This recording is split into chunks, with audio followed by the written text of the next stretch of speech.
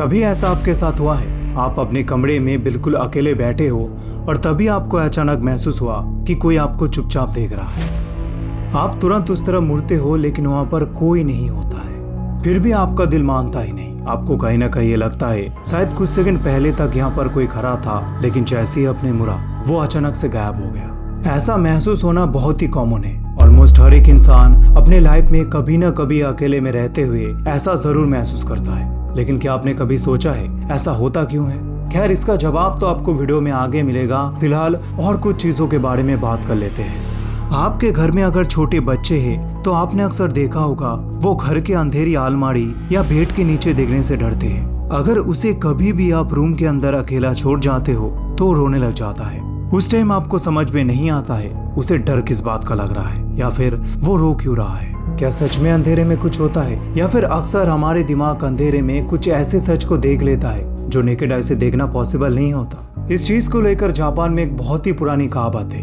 कुरामी ओ तदा नामी जाना है, जिसका मतलब होता है हर अंधेरा सिर्फ अंधेरा नहीं होता।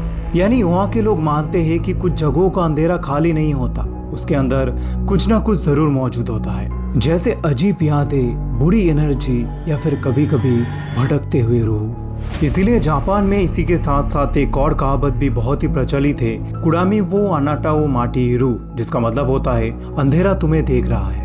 और शायद जापान में अंधेरे को कुछ इसी नजर से देखने के कारण ही जापान के हॉरर कहानियां दुनिया के सबसे डरावनी कहानी में मानी जाती है, क्योंकि उनके हिसाब से भूत सिर्फ जंगल या कब्रिस्तान में ही नहीं रहता। कभी कभी वो घर के अंदर होता है, आपके कमरे के अंदर, आपके बिस्तर के पास या फिर कभी कभी आपके अलमारी के अंदर। आज का कहानी भी कुछ ऐसा ही है। एक कहानी है जापान के नागोया शहर में रहने वाले एक लड़की की जिसका नाम था हाना मोरिटा।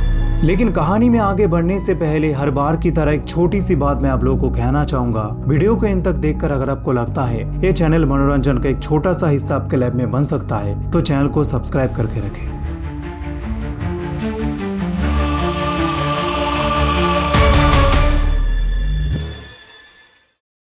साल था 2007। जापान के नागोया शहर के नाकुमाराकु एरिया में एक बहुत ही पुरानी अपार्टमेंट बिल्डिंग था जिसका नाम था कुराकावा हाइट्स।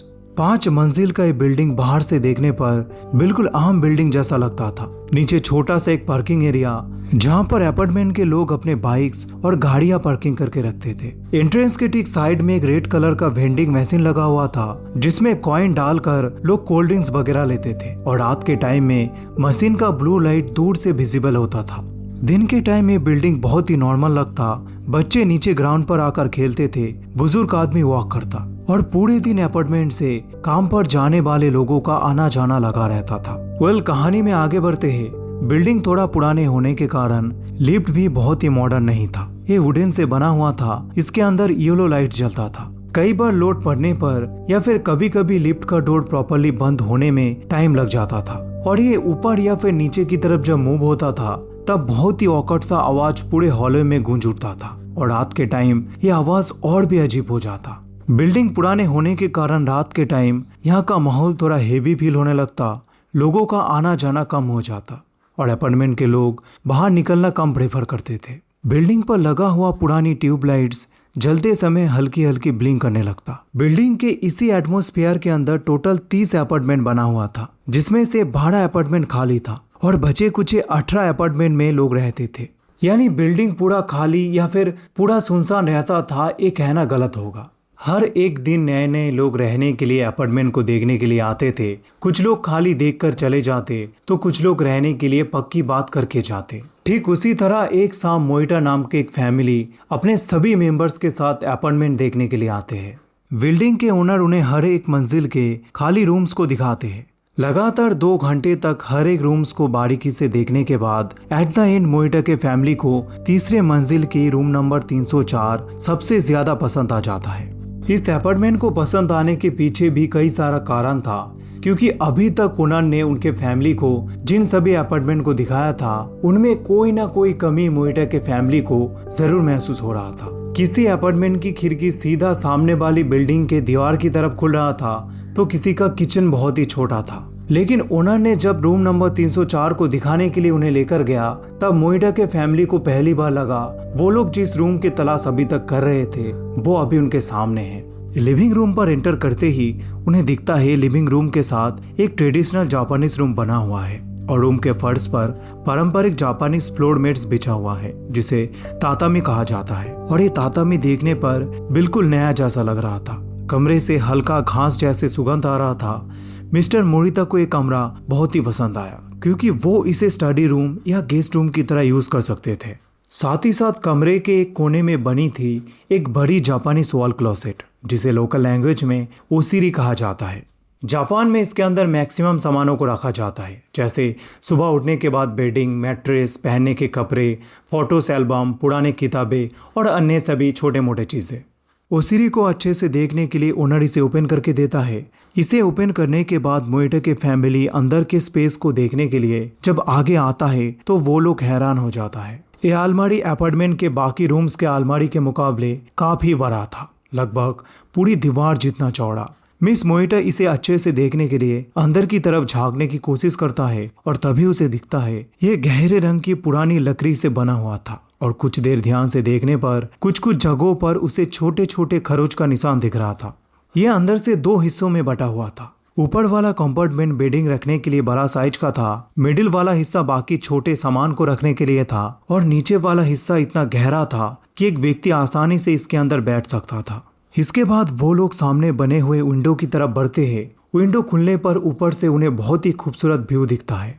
नीचे से गाड़ियां जा रहा था और यहाँ से पूरा रोड साफ दिख रहा था। मोइटा की फैमिली यहाँ से और एक इंटरेस्टिंग बात नोटिस करता है, इस रूम से गाड़ियों की आवाज बहुत ही कम सुनाई दे रहा था। इन्हीं सभी चीजों को मिलाकर मोइटा के फैमिली को यह अपार्टमेंट बहुत ही ज्यादा पसंद आ जाता है। और रूम के ओनर जब उन्हें पूछता है उन्हें कौन सा रूम सबसे ज्यादा पसंद आया तो मोइटा के फैमिली बिना सोच विचार के कहता है उन्हें रूम नंबर 304 ही चाहिए। बिल्डिंग के सबसे लग्जरियस अपार्टमेंट नहीं था, बजट में ये सबसे सस्ता भी नहीं था, लेकिन इस अपार्टमेंट के अंदर वो सभी चीजें मौजूद था जो एक परिवार को चाहिए होता है। शांति, अच्छा व्यू, बड़ी स्टोरेज, खुला लेआउट और एक घर जैसा एहसास। वो लोग ज्यादा समय ना लेते हुए उसी दिन ओनर को अपने डॉक्यूमेंट सबमिट कर देता है और टोकन प्राइस देकर रेंट एग्रीमेंट पर साइन कर देते हैं।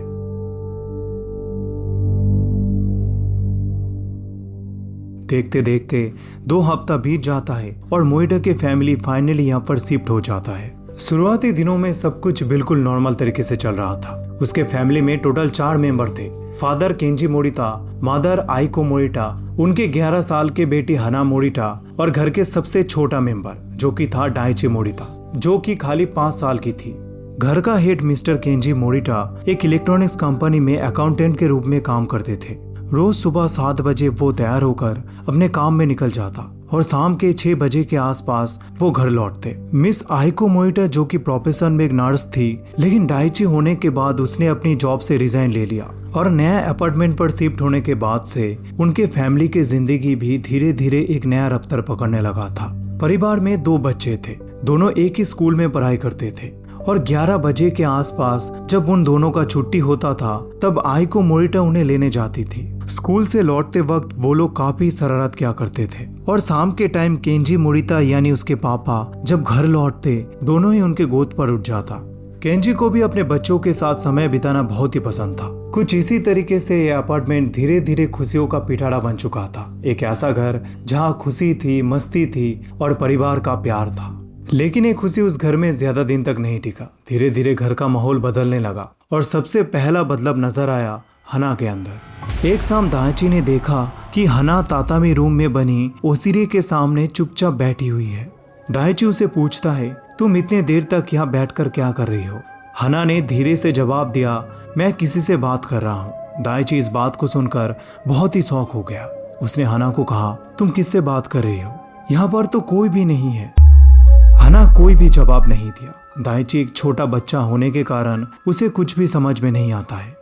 वो तुरंत अपने मम्मी के पास जाता है जो कि किचन में खाना बना रही थी। दाइची के मुंह से बात सुनते ही सब कुछ छोड़ के उसकी मम्मी तुरंत रूम पर आ जाती है। वो देखती है रूम पूरा खाली है, रूम पर कोई भी नहीं है। लेकिन तभी उनकी नजर जाता है ओसिरी के सामने पड़ी हुई सामान के ऊपर। ओसिरी के अंदर जितने भी सामान था वो सब बाहर फ्लोर पर पड़ा हुआ था और गेट अंदर से बंद लग रहा था। दाइची कहता है, मैंने दीदी को इसके सामने बैठे हुए देख कर गया था। मिस मोरिता देर ना करते हुए जल्दी से ओसिरी की गेट ओपन करती है और गेट खुलने पर उन्हें दिखता है अंदर कोने में हना चुपचाप सो रही है। इस चीज को देखकर हना के मम्मी थोड़ा शॉक हो जाती है। वो उसे बाहर निकाल के बेड पर सुला देती है। वो भारी आवाज में दाइची को उसके दीदी के पास बैठे रहने के लिए कहती है और वो रूम से निकल आती है। आइको मोरिता तातामी रूम से निकल आने के बाद हना के पापा को कॉल लगाती है और इस घटना के बारे में सब कुछ बता देती है। हना के पापा कहता है, मैं ऑलमोस्ट घर पहुंच चुका हूं, मैं जाकर बात करता हूं। आइको मोरिटा उनकी बेटी की ऐसे अजीब हरकत देखकर बहुत ही नर्वस हो चुके थे। उसका नजर घड़ी पर जाता है। वो देखती है घड़ी में 6:40 का समय हो रहा है। कुछ ही मिनट्स के अंदर केंजी घर पहुंच जाता है और बहुत देर तक इन सभी चीजों को लेकर डिस्कस करने के बाद वो आइको को कहता है, तुम ज्यादा सोच रही हो। उसके कमरे का ओसिरो बड़ा होने के कारण हो सकता है हना और दाइची उसके अंदर खेल रहा था और खेलते खेलते हो सकता है वो अंदर ही सो गया, या फिर दाइची जब तुम्हें बुलाने के लिए गया तो हना छुपने के लिए उसके अंदर चली गई और सो गई। केंजी ने ये चीज बहुत ही लाइटली लिया क्योंकि ज्यादातर समय वो उन लोग के साथ ही बिताते थे और वो लोग खेलते खेलते क्या कर सकते थे इसका आइडिया उसे बहुत ही अच्छे तरीके से था। कुछ इसी सोच के साथ ये रात बीतता है और अगले कुछ हफ्तों तक सब कुछ बहुत ही नॉर्मल चलता है। लेकिन कुछ दिन बीतने के बाद से हना के अंदर ड्रास्टिकली चेंजेस आने लगता है। वो पेट में दर्द होने के बहाने स्कूल जाना बंद कर देता है और पूरे दिन अपने रूम पर ही रहने लगती है। ऐसे करके एक हफ्ता बीत जाता है। स्कूल से उसे कॉल आने लगता है। उसकी मम्मी बताती है उसकी तबीयत ठीक नहीं है, इसीलिए वो स्कूल नहीं जा पा रही।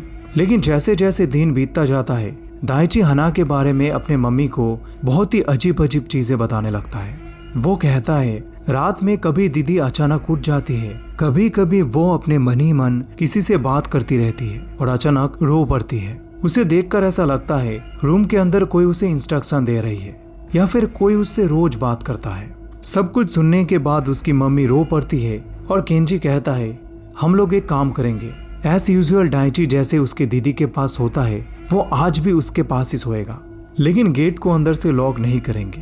रात का डिनर कंप्लीट करके सभी मेंबर्स अपने अपने रूम पर चला जाता है और दाइची अपने दीदी के पास ही आता है और कुछ देर तक खेलने के बाद दोनों ही अपने बेड पर सो जाते हैं। पहले केंजी एक बार उनके रूम पर आता है और दोनों ही सो गया है कि नहीं ये देख कर जाता है। धीरे धीरे समय बीतता है। 12 बजे से 1 बजे, 1 बजे से 2 बजे, 2 बजे से 3 बजे, लेकिन अनयूजुअल कोई भी चीजें उन लोगों को होता हुआ नहीं दिखता है। सुबह होते ही दाइची और हना एज यूजुअल नींद से उठते हैं, लेकिन ये दिन मोइटा के फैमिली के लिए कुछ अलग था। हना नींद से उठकर दौड़ के अपने मम्मी के पास जाता है और वो कहता है मुझे स्कूल जाना है, मैं पहले के मुकाबले खुद को स्ट्रांग महसूस कर रहा हूँ। हना के मम्मी पापा अपने रूम के बेड पर बैठे हुए थे। पूरे रात जगने के कारण वो लोग बहुत ही टायर्ड हो चुके थे और पिछले रात के बाद से वो लोग एक अजीब सा कंफ्यूजन में भी फंस चुके थे। लेकिन हना को जैसे ही उन लोगों ने इस हालात में देखा उन लोगों का सोच पूरा बदल गया। लिटरली आज हना को सामने से पहले जैसा लग रहा था। हना से बात करके उसके मम्मी पापा को लगा उनकी बेटी ठीक हो चुकी है। हना के पापा कहता है अच्छा ठीक है, आज तुम दोनों को स्कूल मैं लेकर जाऊंगा, तुम दोनों जल्दी से रेडी हो जाओ। और यही वो पल होता है जहाँ से सब कुछ बदल जाता है। एक कहावत तो आपने जरूर सुना होगा, शांति का एक पल विनाश का आराम भी हो सकता है। कुछ ऐसा ही इस कहानी में मोइटा के फैमिली के साथ भी होता है। कुछ ही मिनट्स के बाद दाइची जब ड्रेस पहनने के लिए रूम आता है वो देखता है दरवाजा अंदर से लॉक है। वो तुरंत डर के अपने मम्मी पापा को पुकारता है। मिस्टर केंजी मोरिटा और आइको मोरिटा दाइची की आवाज सुनते ही दौड़ के उसके पास आता है। दरवाजा लॉक होता देख वो दोनों ही काफी बार चिल्ला चिल्ला कर हना को पुकारता है, लेकिन तब तक सच में बहुत ही देर हो चुका होता है। केंजी मोरिता देर ना करके दरवाजा तोड़ देता है और वो लोग अंदर जाकर देखता है हना के ड्रेस बेड पर पड़ा हुआ है, लेकिन हना रूम पर नहीं है। आइको मोरिटा पहले भी एक बार ऐसे परिस्थितियों को फेस कर चुकी थी, इसीलिए वो जल्दी से ओसिरो को ओपन करता है। हना इससे पहले भी जहाँ पर बैठी हुई उसने देखी थी ठीक वहीं पर वो बैठी हुई है, लेकिन आज का दृश्य पहले के मुकाबले बहुत ही अलग था। आज उसका शरीर ब्लड पूरा भरा हुआ था। हना के मम्मी पापा इसे देखकर बहुत ही हैरान हो जाता है और जल्दी से उसे बाहर ले आने की कोशिश करता है, और जैसे ही वो लोग उसे अपने तरफ खींचता है उसका सिर हो जाता है।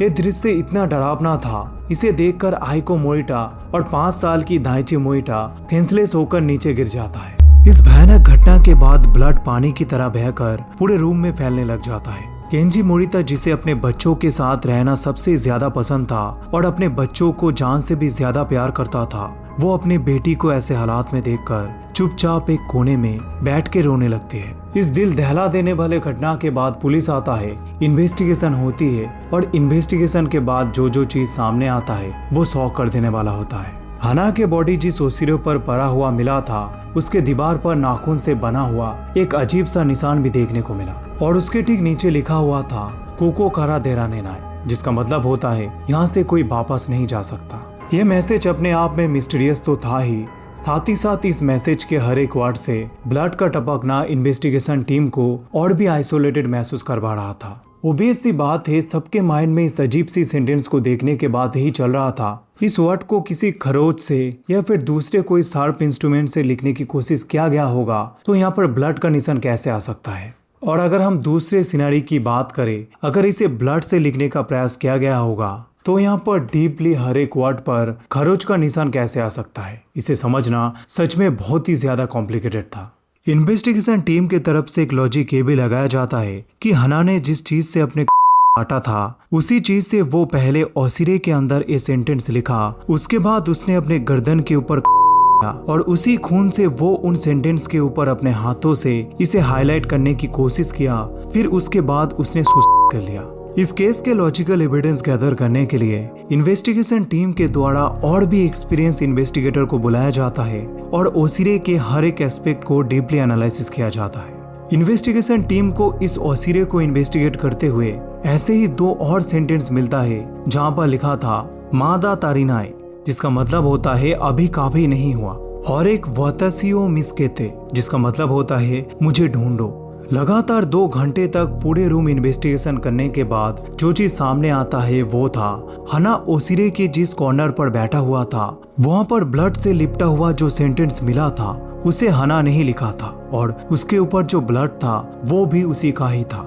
लेकिन यहाँ पर और एक कंफ्यूजन खड़ा होता है कि उसने अगर खुद अपने गले के आया था तो चाकू चलाने के बाद वो कैसे एग्जैक्ट एक वर्ड के ऊपर ब्लड को लगाया। इसके अलावा बाकी जो 2 सेंटेंस ओसिरे के ऊपर दिखा था, इन्वेस्टिगेशन टीम के मुताबिक वो बहुत ही पुराना था। एक सेंटेंस 5 साल पहले किसी ने लिखा था और एक सेंटेंस 15 साल पहले किसी ने लिखा था।